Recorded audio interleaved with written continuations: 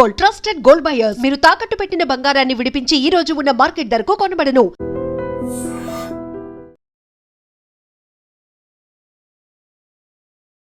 సమానత్వం కోసం పోరాడుతూ ఒక ట్రాన్స్ ఉమెన్ హీరోయిన్గా ఒక సినిమా వస్తుంది అంటే ఏపీ తెలంగాణలో నాకు తెలిసినంత వరకు ఇదే ఫస్ట్ మూవీ కూడా. ఈ సినిమా తర్వాత మీ మీద ఒపీనియన్ మారుతుంది జనాలకి అని అనిపిస్తుంది.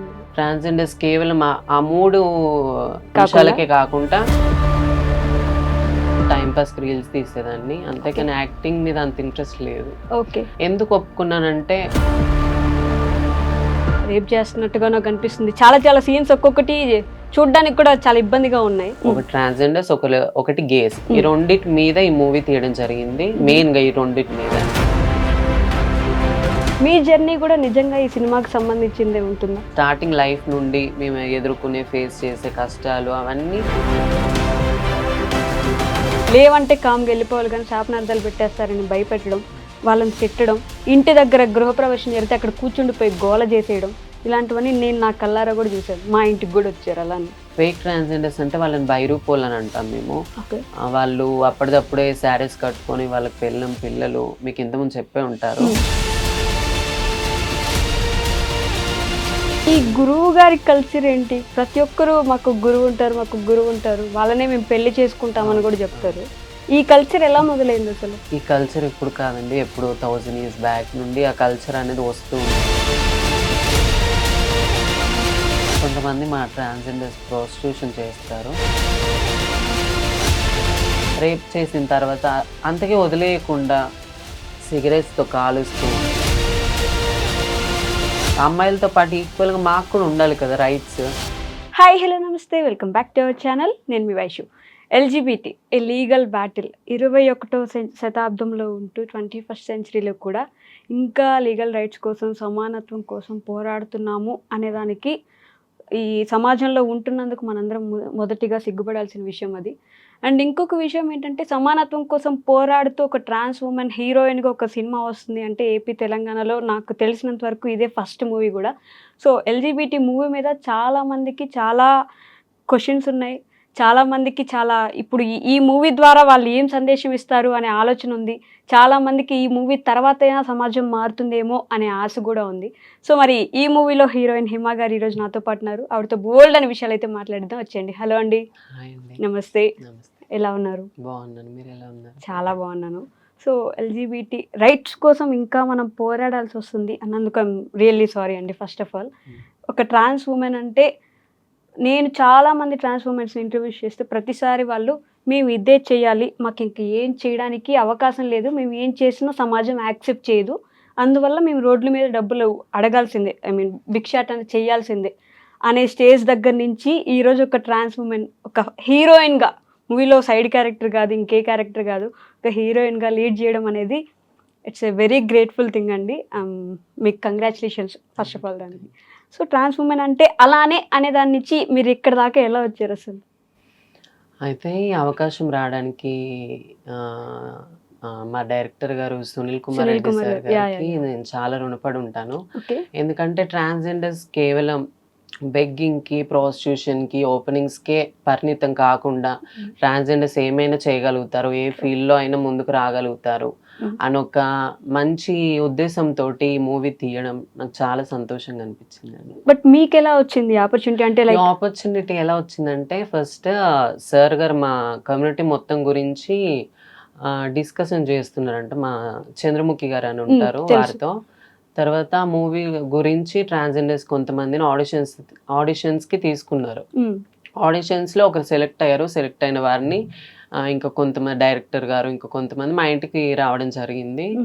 అయితే ఆ రోజు నేను అనుకోకుండా మా గురువు వాళ్ళ ఇంటికి వెళ్ళాను. వెళ్ళినప్పుడు స్టెప్స్ మీద నేను కూర్చున్నాను. సార్ వాళ్ళు, మా కమ్యూనిటీ వాళ్ళు అప్పుడే మీదకి వస్తున్నారు. సార్ సడన్గా నన్ను ఇట్లా చూసారు. ఒక 10 seconds అలా గట్టిగా చూసేసి ఇంట్లోకి వెళ్ళిపోయారు. ఇంట్లోకి వెళ్ళి వాళ్ళు డిస్కషన్ చేస్తూ సార్ చెప్పారంట, ఈ ఆడిషన్ చేసిన అమ్మాయి కాదు, ఆ మెట్ల మీద కూర్చుంది కదా ఆమె నా హీరోయిన్, ఆమె మూవీలో మెయిన్ క్యారెక్టర్ చేయాలని అప్పటిదప్పుడు డిసైడ్ చేసుకొని నన్ను సెలెక్ట్ చేయడం జరిగింది. బట్ ఏదో మీరు వెతుక్కున్నట్టు కాదు, మిమ్మల్ని వెతుకుతూ నన్నే వచ్చినట్టుంది కదా. వెతుక్కుంటూ వచ్చింది అవకాశం. ఓ, బట్ అంటే మీకు యాక్టింగ్ అంటే ముందు నుంచి ఇంట్రెస్ట్ ఉండిందా? అస్సలు లేదండి, అసలు నాకు యాక్టింగ్ రాదు, అసలు షార్ట్ ఫిలిమ్స్ కాదు, ఒక్క ఇంటర్వ్యూ కూడా నేను ఎప్పటివరకు ఇవ్వలేదు, నాకు నచ్చదు. నార్మల్గా అప్పుడప్పుడు టైం పాస్ రీల్స్ తీసేదాన్ని, అంతేకాని యాక్టింగ్ మీద అంత ఇంట్రెస్ట్ లేదు. ఓకే. ఎందుకు ఒప్పుకున్నానంటే మా ట్రాన్స్జెండర్స్ గురించి కదా మూవీ, మా ట్రాన్స్జెండర్స్ అందరి గురించి నన్ను రీప్రజెంట్ చేయమంటున్నారు కదా అనే ఒక దృష్టిలో నేను ఒప్పుకోవడం జరిగింది మూవీ. బట్ ఏమనిపిస్తుంది అంటే నిజంగానే జనాలు ఈ సినిమాని యాక్సెప్ట్ చేయడం, ఈ సినిమా తర్వాత మీ మీద ఒపీనియన్ మారుతుంది జనాలకి అని అనిపిస్తుందా మీకు? ఒపీనియన్ ఖచ్చితంగా మారాలి అనుకోనే ఇప్పుడు ఈ మూవీ తీయడం జరిగింది. ట్రాన్స్జెండర్స్ అందరి మీద ఒపీనియన్ మారాలి, మమ్మల్ని చూసే విధానం మారాలి. ట్రాన్స్జెండర్స్ కేవలం ఆ 3 అంశాలకే కాకుండా ఏ ఫీల్డ్లో అయినా వాళ్ళని ఎట్టుకొని వస్తారు, మనలాగే వాళ్ళు కూడా ఈక్వల్గా బ్రతకగలుగుతారు ఈ సొసైటీలో అని ఒక ధీమాతో చేయడం జరిగింది. బట్ మీరు అన్నది పాజిటివ్గా తీసుకుంటూనే, to add on with that, మీరు మాత్రమే అలా ఆలోచిస్తున్నారేమో, మీ కమ్యూనిటీ అందరూ అలా అనుకోవట్లేదేమో, మీ కమ్యూనిటీలోనే మీకు ఇంకా చాలా గొడవలు, మీ కమ్యూనిటీలోనే మీకు ఇబ్బందులు ఉన్నాయేమో అని నాకైతే ఖచ్చితంగా అనిపిస్తూ ఉంటుంది. ఎందుకంటే చాలా మందిని చూశాను, నేను చాలా మందితో మాట్లాడాను కూడా. సో మీకేం అనిపించట్లేదు అలా?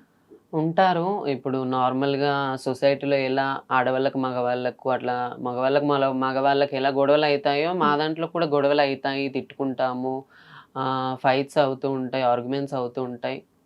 కానీ మా వరకు వచ్చే వరకు మాత్రం మేము సొసైటీలో ఈక్వల్గా బ్రతకడానికి మేము అందరం సపోర్ట్ చేసుకుంటాం. అవి వేరే విషయాలలో అవి గొడవలు పడ్డం అవన్నీ కామన్ వేరు. కానీ మా వరకు వచ్చే వరకు సొసైటీలో మేము ఈక్వల్గా బ్రతకడానికి మేము అందరం ఒకరికి సపోర్ట్ చేసుకుంటూ ఉంటాం. బట్ దాని గురించి, దాని ఎక్స్టెన్షన్ మళ్ళీ మాట్లాడదాం. ప్రస్తుతానికైతే ఎల్జిబిటీ దేని గురించి అంటే ఏముంది సినిమాలో? నేను టీజర్ చూసాను, మొత్తం చాలా ఇబ్బంది పడుతున్నట్టుగా ఉన్నారు, కొంచెం ఏదో రేప్ చేస్తున్నట్టుగానో కనిపిస్తుంది. చాలా సీన్స్ ఒక్కొక్కటి చూడడానికి కూడా చాలా ఇబ్బందిగా ఉన్నాయి. మరి దేని గురించి? ఎల్జిబిటీ అంటే దీంట్లో 4 కమ్యూనిటీస్ ఉన్నాయండి. Lesbian, gays, bisexual, transgenders. ఈ 4 2 మెయిన్, ఒకటి ట్రాన్స్జెండర్స్, ఒకటి గేస్. ఈ రెండిటి మీద ఈ మూవీ తీయడం జరిగింది. మెయిన్గా ఈ రెండిటి మీద.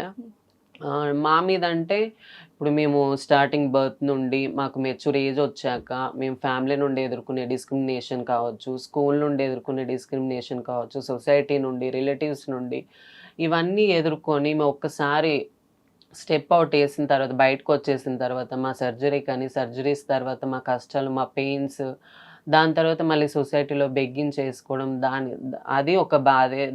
అది బెగ్గింగ్, మళ్ళీ ప్రాస్టిట్యూషన్ కొంతమంది చేస్తూ ఉంటారు. ఇవన్నిటిని మైండ్లోకి తీసుకొని ఈ మూవీ మొత్తం ట్రాన్స్జెండర్స్ లైఫ్ మీద, గే లైఫ్ మీద డిపెండ్ అయి ఉంటుంది. ఓకే. ఈ టీజర్లో ఒక డైలాగ్ ఉంటుంది, ఒక తల్లి, నాకు మీరు ఆ డైలాగ్ చెప్పాల్సిందే, ఒక తల్లి ఏడుపునేనా, ఒక తండ్రి ఇదని ఒక డైలాగ్ ఉంది ఎగ్జాక్ట్గా. ఒకసారి మాకు. తల్లి పొరటి నొప్పుని నేను, ఒక తండ్రి ప్రేమ బొట్టుని నేను, ఇంకా ఏదో ఉంటుందండి, మర్చిపోయాను. బట్ ఆ డైలాగ్ వెనక స్టోరీ ఏంటి? ఆ డైలాగ్ వెనుక స్టోరీ అంటే, ఇప్పుడు ఒక తల్లి నార్మల్గా మేల్కి ఫీమేల్కి ఎలా భర్తిస్తుందో అలాగే మాకు భర్తిస్తుంది. ఆ పెయిన్ అంతా తీసుకొని, తండ్రి కూడా అలాగే చిన్నప్పటి నుండి కష్టపడుతూ మమ్మల్ని పెంచుతారు.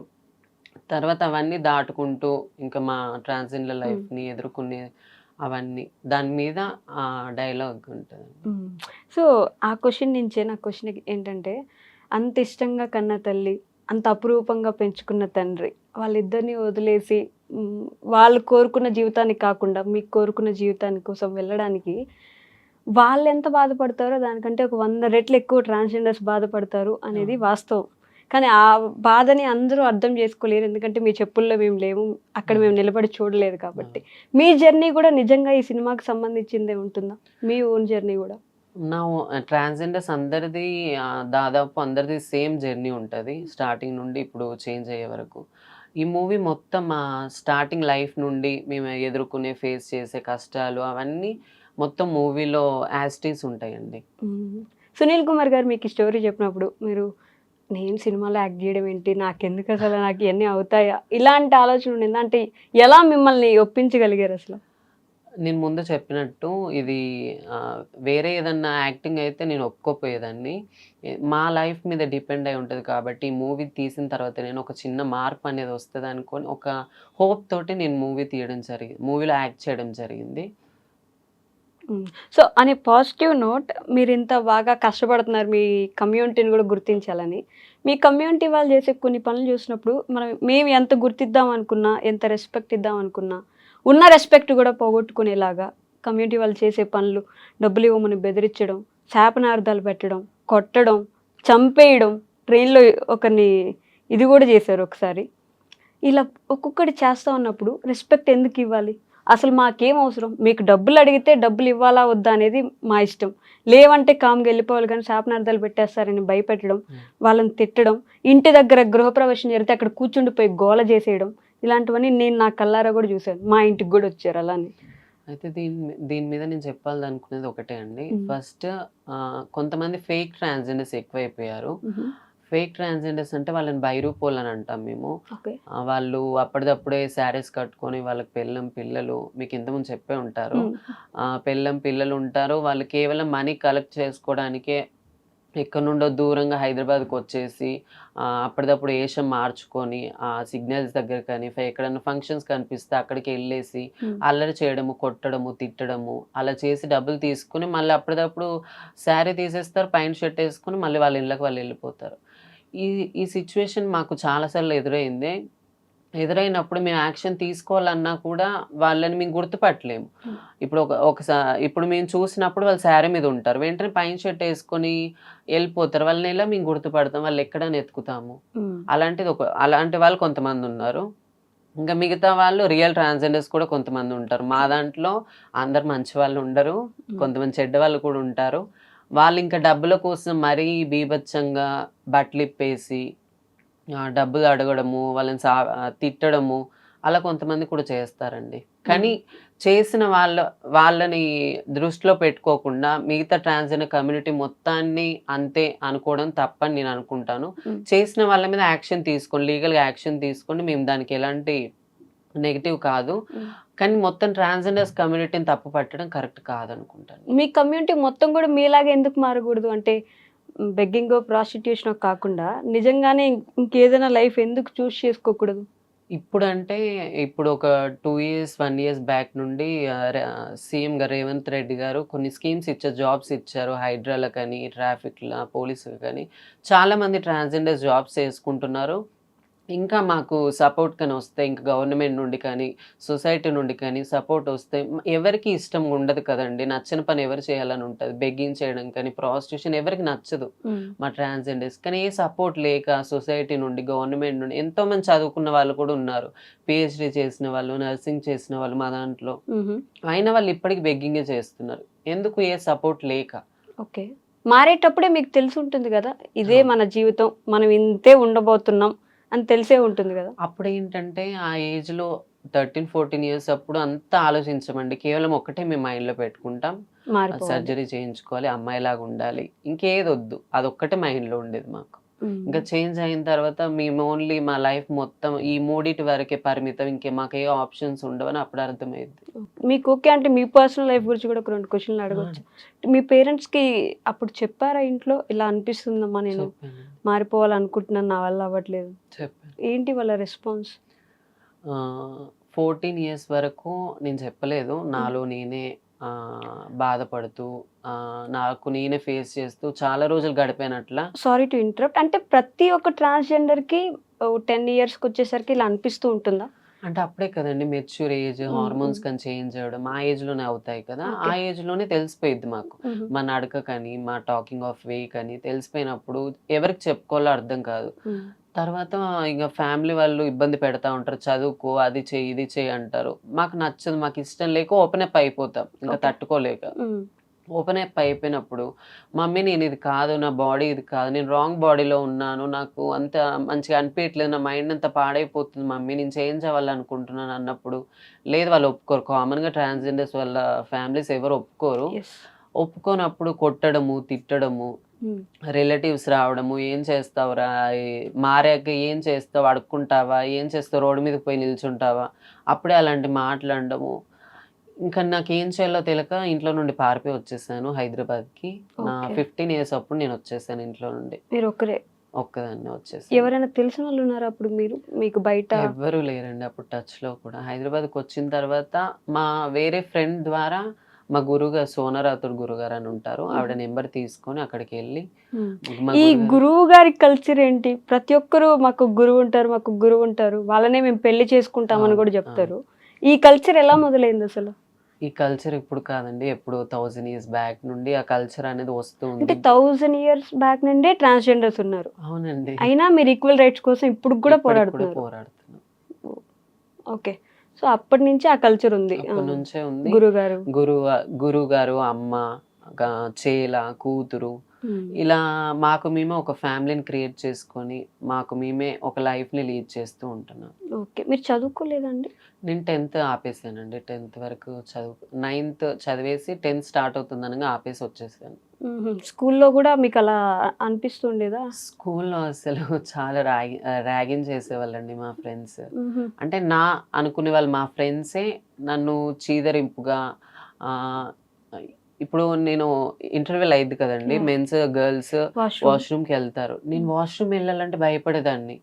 ఇప్పుడు ఒకవేళ వాష్రూమ్ వెళ్ళాను అనుకో, మా ఫ్రెండ్స్ అంటారు, ఏ నువ్వు గర్ల్స్ వాష్రూమ్కి వెళ్ళాలి కదా, ఇటు ఎందుకు వస్తున్నావు అని అలాంటి మాటలు, చెక్క అనడము, .5 అనడము, ఇంక ఇవే మాటలండి. ట్రాన్స్జెండర్ ప్రతి ఒక్కరి లైఫ్లో ఫ్యామిలీ తోటి, స్కూల్లో ఫ్రెండ్స్ తోటి, రిలేటివ్స్ తోటి, సొసైటీ తోటి, ఈ 4 వర్గాలతోటే చాలా పోరాటం మీ చేస్తాను. టీచర్స్ ఎప్పుడు సపోర్ట్ చేయలేదా మీకు? అంటే వాళ్ళైనా అట్లీస్ట్ ఎదురు తిరిగి అందరూ ఒకటే నాన్న స్కూల్లో అని మాట్లాడలేదు? నిజం చెప్పాలంటే మా టీచరే నాకు విరుద్ధంగా మాట్లాడిన రోజులు కూడా ఉన్నాయి.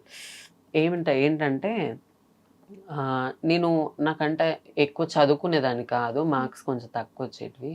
అప్పుడు మా సార్ అన్నాడు, ఏం కాదులే, నువ్వు పెద్దగా ఏం చదువుకోకుండా చేసేది ఏముంది, ఇంకొన్ని రోజుల తర్వాత నీకు వేరే వర్క్ ఉంటుందిలే, నువ్వు వేరే అయిపోతావులే అనడము. ఆ ఏజ్లోనే అలా డిస్క్రిమినేట్ చేసి మాట్లాడడము. టీచర్సే, బుద్ధి చెప్పాల్సిన టీచర్సే అలా డిస్క్రిమినేట్ చేసి మాట్లాడితే ఇంకా స్కూల్కి పోయి ఏం లాభం, ఇంకా టీచర్స్ ఉండి ఏం లాభం. ఎవరైనా మారుతారని ఎలా అనుకుంటాం, అంతే అంతే కదా. కదా.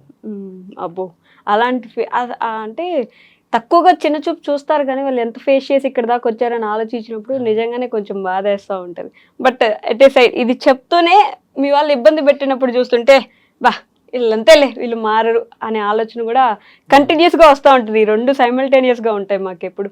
So coming back to the movie, ఈ షూటింగ్ చేస్తున్నప్పుడు కానీ అంత మీ కమ్యూనిటీ మీ వాళ్ళు ఉన్నారు కాబట్టి అసలు ఎలా జరిగింది షూట్ ప్రాసెస్, ఎలా ఉండింది? ఈ మూవీలో దాదాపు ఒక 30 ట్రాన్స్జెండర్స్ దాకా చేసామండి. తర్వాత ఈ మూవీలో చాలా పెద్ద పెద్ద వాళ్ళు ఉన్నారు. ఎల్బి శ్రీరామ్ గారు, ప్రీతి నిగమ్ గారు, అనుపమ్ చక్రపాణి గారు, అనుపమ్ ఖేర్ ఖేర్ గారు, గారు, యా, యా. ఇంకోరు ఎవరో ఉన్నారు. వీళ్ళందరూ పెద్ద పెద్ద వాళ్ళతో యాక్ట్ చేయడము, వాళ్ళతో స్క్రీన్ షేర్ చేసుకోవడము. వాళ్ళు ఎలా ఉన్నారు అంటే? చాలా ఫ్రెండ్లీగా ఉన్నారండి. అవును. ఏదో ప్రౌడ్ గా మేము హీరోస్, మేము యాక్టర్స్, పెద్ద యాక్టర్స్ అని కాకుండా చాలా ఫ్రెండ్లీగా, చాలా సున్నితంగా ఎంత బాగా మాట్లాడారో, అసలు చాలా బాగా రిసీవ్ చేసుకున్నారు. మళ్ళీ నాకు యాక్టింగ్ అక్కడక్కడ సీన్స్ కొంచెం చేయడం రాకున్నా ఇలా కాదమ్మా ఇలా చేయాలి అని చెప్పడము, ప్రాక్టీస్ చేపియడము చాలా బాగా చేశారు. రీల్స్ కి సినిమాకి చాలా తేడా ఉంటుంది చాలా కదా. difference మరి ఉంది. సునీల్ గారు మిమ్మల్ని ఎలా హ్యాండిల్ చేశారంటే మీకు ఫస్ట్ డే కానీ లేకపోతే ఆ షూట్స్ విషయంలో కానీ? చాలా కామ్ అండ్ కూల్, ఏదైనా చాలా మెల్లగా నిదానంగా మనకు అర్థమయ్యేదాకా సార్ చెప్తూనే ఉంటారు. అసలు అరవడము, కసిరించుకోవడం అలాంటిది ఏమి ఉండదు. చాలా కంఫర్ట్ గా చెప్పేవాళ్ళు. దానివల్ల నేను ఈజీగా చేయడం జరిగింది. ఓకే, ఎల్జిబిటి ఓన్లీ ఆంధ్ర తెలంగాణలో కాదు, ఇండియా వైడ్ రిలీజ్ అవుతుందని విన్నాను. బట్ అది చాలా పెద్ద ప్రాసెస్ కదా, ఎలా జరిగింది అది? ఇదంతా మరి డైరెక్టర్ గారే చూసుకుంటున్నారు, సునీల్ సార్ గారు. అంతా ఆయన మీద డిపెండ్ అయి ఉంది. మీ ఇన్స్టాగ్రామ్ రీల్స్ లో నేను కామెంట్స్ చూస్తా ఉన్నానండి, నన్ను పెళ్లి చేసుకుంటారా మీరు, నన్ను పెళ్లి చేసుకుంటారా మీరు, నన్ను మీరు పెళ్లి చేసుకోండి, మనం పెళ్లి చేసుకుందామా. మినిమం ఒక 100 కామెంట్స్ అయినా ఒక రీల్ కింద నన్ను పెళ్లి చేసుకోండి మీరు, మనం పెళ్లి చేసుకుందాం. చూసుంటారు కదా మీరు కూడా, ఏమనిపిస్తుంది అలా? నవ్వుకుంటారా? నవ్వుకుంటాను ఎందుకంటే వాళ్ళు పెట్టే కమెంట్స్ మేము నవ్వుకుంటాం. అది సీరియస్గా తీసుకుంటే మా లైఫ్ డ్యామేజ్ అయిపోయింది కాబట్టి అలాంటి కమెంట్స్ చూసేసి నవ్వుకొని వదిలేస్తాను. సీరియస్గా తీసుకుంటే లైఫ్ డ్యామేజ్ అయిపోవడం అనేది చాలా పెద్ద స్టేట్మెంట్ మీరు ఇప్పుడు ఇచ్చింది. మిమ్మల్ని ప్రేమించే వాళ్ళు వస్తారన్నా కూడా మీకు భయం వేస్తుందా? భయం వేస్తుంది ఎందుకంటే మా దాంట్లో చాలా మంది ట్రాన్స్జెండర్స్ అలాగే ప్రేమించి వాళ్ళ కోసం ఎన్నో ఖర్చు పెట్టి కొన్ని లక్షలు ఇచ్చి వాళ్ళ కోసం అన్నీ వదిలేసుకొని మా ట్రాన్స్జెండర్స్ కమ్యూనిటీని వదిలేసుకొని ఫ్యామిలీని వదిలేసుకొని వాళ్ళతోటే వెళ్ళి వాళ్ళ వల్ల మోసపోయి చాలా కష్టాలు పడ్డ వాళ్ళు ఉన్నారు. వాళ్ళని చూశాక నాకు ఒకటే అర్థమైంది, ప్రేమ అనేది ఒక ఫేక్. ప్రేమించకూడదు. మగ బాయ్స్ మనల్ని ప్రేమిస్తున్నారని మన దగ్గరకు వస్తే నమ్మకూడదు. అది ఫేక్. కేవలం మన దగ్గర దక్కే సుఖం కోసం లేదా మన దగ్గర నుండి వచ్చే డబ్బు కోసం తప్ప మనల్ని ట్రూగా ఈ ఎర్త్ మీద ఎవరు ప్రేమించరు అని ఒకటి గట్టిగా మైండ్లో పెట్టుకున్నాను. మీ ట్రాన్స్జెండర్స్లోనే పెళ్ళిళ్ళు చేసుకొని హ్యాపీగా ఉన్న వాళ్ళు ఉన్నారు. మీరు అందులో ఒకరు ఉంటారు. ఇన్స్టాగ్రామ్లో కూడా చూస్తుండొచ్చు రెగ్యులర్గా, ఈ మధ్య కనిపిస్తున్నారు కూడా. వాళ్ళు ఉన్నప్పుడు మేబీ నిజంగా అది రియలేనేమో అనిపించట్లేదా? అలాంటి వాళ్ళు ఓన్లీ ట్రాన్స్జెండర్స్ వరకే లైఫ్ లాంగ్ ఉండి వాళ్ళు ఏ అమ్మాయిని పెళ్లి చేసుకోకుండా వాళ్ళ ఫ్యామిలీని ఒప్పించి ట్రాన్స్జెండర్ చేసుకుంటున్నాను వాళ్ళ ఫ్యామిలీని ఒప్పించి లైఫ్ లాంగ్ మాతో ఉంటే వాళ్ళు 100 కోట్లు ఒకరు ఉంటారండి. ప్రతి ఒక్కరు అలాగే ఎవరు ఉండరు. మీ కాళ్ళకి మెట్టెలు చూస్తున్నాను నేను. అంటే పెళ్లి చేసుకున్నారు మా గురుగారితో. ఓకే, వాళ్ళతో పెళ్లి చేసుకున్నా కూడా మెట్లు వేసుకుంటారా? మా గురుగారు మెట్టలు పెడతారు, మెల్లో పుస్తలు వేస్తారు. ఇంకా ఆవిడే మాకు తల్లి తండ్రి భర్త అన్ని ఆవిడ లోపలనే ఊహించుకొని మేము లైఫ్ లీడ్ చేస్తూ ఉంటాం. అండ్ ఇంకొకటి చాలా కొంచెం డిస్టర్బ్డ్గా అనిపించేది ఏంటంటే, మీరు మీ వాళ్ళలో ఎవరైనా చనిపోతే ఎవరు చూడకూడదు, ఎవరికి కనిపించకుండా నైట్ మాత్రమే చెప్పులతో కొడుతూ తీసుకెళ్తారు అని చెప్పేసి ఒకటి విన్నాను. నిజంగా అలానే జరుగుతుంది? అది నిజమని నేనైతే ఎప్పుడు చూడలేదు. నేను ట్రాన్స్జెండర్కి వచ్చి ఒక 10 years అవుతుంది. కానీ అంతకు ముందుకు కూడా ఎప్పుడో ఏదో పాతకాలంలో ఒక 100 years బ్యాక్ అలా చేసేవాళ్ళు అన్న పుకారు ఉండేది తప్ప మేము రియల్గా చూసింది అయితే లేదు. అలా ఎందుకు చేసేవాళ్ళు అంటే ఇలాంటి జన్మ మాకు ఇంకోసారి ఇవ్వద్దు దేవుడా అని ఎవరు చూడనప్పుడు మిడ్నైట్ తీసుకెళ్తూ చెప్పులతో మా బాడీని కొడుతూ ఇలాంటి శరీరం ఇలాంటి బ్రతుకు మాకు వద్దని కొట్టుకుంటే తీసుకెళ్లే వాళ్ళంట. అర్ధనారీశ్వరుడి రూపం మీరు. ఆయన కొలవగలిగినప్పుడు మిమ్మల్ని చూడలేరు. సొసైటీ అలా ఉందండి ఇప్పుడు. అంటే శివుణ్ణి మనం అర్ధనారీశ్వరుడిగా చూస్తూ ఉంటాం. పార్వతీమాత ఒకవైపు, శివయ్య ఒకవైపు ఉంటారు.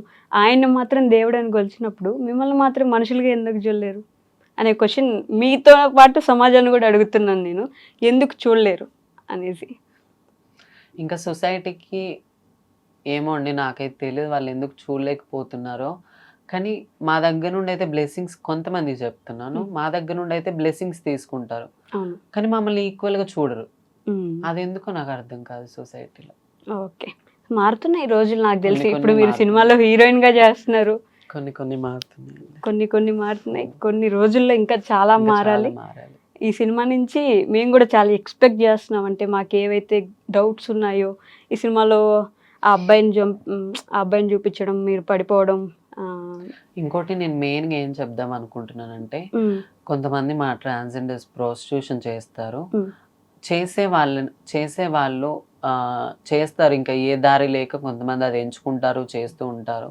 రోడ్ మీద నిల్చున్నప్పుడు ఒకరు వస్తారు, ఒక అబ్బాయి వచ్చి ఇంత అని తీసుకెళ్తారు, ఒక టైం ఇంతకి ఇంత అని మాట్లాడి తీసుకొని వెళ్తారు రూమ్కి.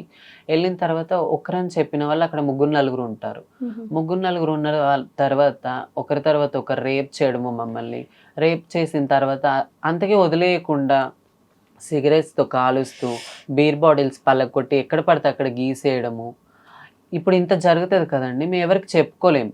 ఇప్పుడు న్యాయం జరగాలంటే పోలీస్ స్టేషన్కి వెళ్ళాలి. పోలీస్ స్టేషన్కి వెళ్ళి మేము కేసు ఫైల్ చేద్దాం సార్ అని అంటే వాళ్ళు ఏమంటారంటే, మీకు రేప్స్ జరుగుతాయా, ఎలా చేస్తారు మిమ్మల్ని, అమ్మాయిలాగానే మీరు ఉంటారా, ఎలా చేస్తారు మిమ్మల్ని అని మమ్మల్ని ఇంకా రివర్స్ క్వశ్చన్స్ వేస్తూ మా మనసును ఇంకా గాయం చేస్తూ, ఈ గవర్నమెంట్ ఈ పోలీస్ వాళ్ళు కూడా మాకు న్యాయం చేయకపోతే ఇంకెవరికి చెప్పుకుంటాం మేము.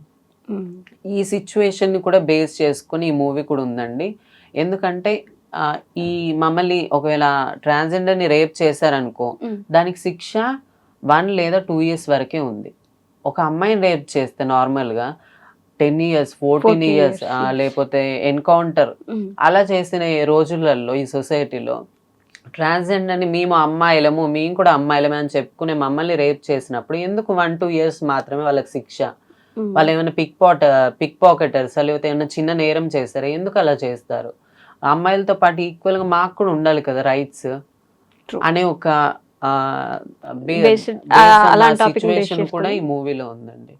అంటే మీ పూర్తి రియల్ లైఫ్ ని మీరు ఎలా ఉండాలని కోరుకుంటున్నారు అనే దాన్ని కూడా సినిమాలో ఈ చూపించారు. మూవీలో ఉంది. బట్ డైరెక్టర్ గారిని ఎప్పుడైనా అడిగారు అంటే ఆయనకి ఎందుకు వచ్చింది అసలు ఈ ఐడియా, ఇలా చేద్దాం ఒక ట్రాన్స్జెండర్ లైఫ్ ని చూపిద్దాం అనుకోవడం? సార్ డైరెక్టర్ సార్ ఫస్ట్ నుండే జనాలకు ఉపయోగపడే మూవీస్ చాలా తీశారు ఇంత ముందు కూడా.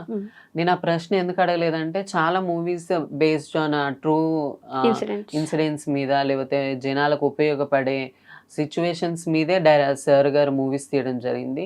అదే ఆ సార్ గారు మా కోసం ఇలాంటి మూవీ తీయాలనుకున్నారేమో, ఆ దేవుడు ఆ సార్ గారిని చిన్న మార్పు రావాలని ఆ మూవీ తీపిచ్చాడేమో అనుకుంటాం మేము. ఓకే కాదు, అంటే ఫనీగా అనుకోండి, మీ ట్రాన్స్జెండర్స్ గురించి మన టీఎఫ్ఐలో ఉండే పెద్ద హీరో ఎవరైనా ఒక సినిమా చేస్తే బాగుండు అని అనుకుంటే, యాజ్ ఎ హీరోయిన్ ఇప్పుడు మీరు చేస్తున్నారు, ఒక హీరో ఓరియంటెడ్ ట్రాన్స్జెండర్ మూవీ రావాలంటే ఎవరు వస్తే బాగుంటుంది అనుకుంటున్నారు మీరు?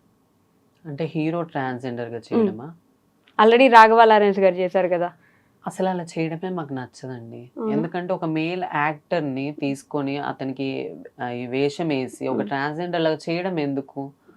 రియల్ ట్రాన్స్జెండర్ తీసుకొని ఇప్పుడు మేము చేసినట్టు అలా మూవీ తీస్తే బాగుంటది కదా. ఇంత ముందు కూడా చాలా మూవీస్లలో ట్రాన్స్జెండర్స్ ని చిన్న చిన్న క్యారెక్టర్స్ ఇచ్చి వాళ్ళను బెగిన్ చేసే కాడ ఇంకా మగవాళ్ళు ఎంబడి పడేలాగా అలాంటి క్యారెక్టర్సే ఇచ్చారు తప్ప ఒక మంచి క్యారెక్టర్ ఒక ట్రాన్స్జెండర్ మీద ఒక ట్రాన్స్జెండర్స్ నే తీసుకొని వాళ్ళ రియల్ లైఫ్ గురించి తీయడం ఇది ఫస్ట్ మూవీ. మంచి క్యారెక్టర్ అంటే మీరు రియల్ లైఫ్ లో చేసే క్యారెక్టర్ నే సినిమాల్లో కూడా చూపించడానికి ప్రొజెక్ట్ చేయడానికి ట్రై చేస్తున్నారు కదా. వాళ్ళను కూడా తప్పు పట్టలేమేమో, ఎందుకంటే మీ వాళ్ళు కూడా ఇదే చేస్తున్నారు. దీన్ని బ్రేక్ చేసి మారుద్దాం అనుకొని ఇప్పుడు మొదలైంది, కానీ అప్పటి నుంచి సినిమాలు తీసినప్పుడంతా అదే చేస్తున్నారు కాబట్టి అలానే ప్రొజెక్ట్ చేద్దాం అనుకున్నారేమో.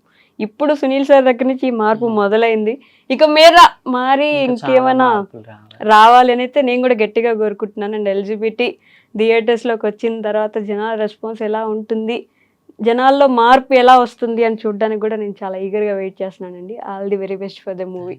Thank you so much. And for more videos, Hi guys, this is Riddhi Kumar here. Please subscribe to iDream channel. Subscribe to iDream Media. Please subscribe to iDream. Please subscribe to iDream. Please subscribe iDream. And please subscribe to iDream. For more videos, subscribe to iDream. please like, share and subscribe to the channel. Congratulations, iDream. Subscribe to iDream. Subscribe to iDream. So subscribe to iDream Media. iDream ki iDream team andarki huge congratulations. Please subscribe iDream Media. Please subscribe to iDream. Subscribe iDream. Please subscribe to iDream. iDream అంటే నా కళల channel subscribe చేసుకున్న నోరు తిరుగుతలేదు, మీరైతే గంట గుర్తు కొట్టండి. For more such videos, please subscribe to iDream. Subscribe to iDream. Please subscribe to iDream. Please subscribe iDream Media. Please do subscribe to iDream. Please subscribe to iDream Media. For best entertainment and information, please subscribe iDream. And don't forget to subscribe to iDream.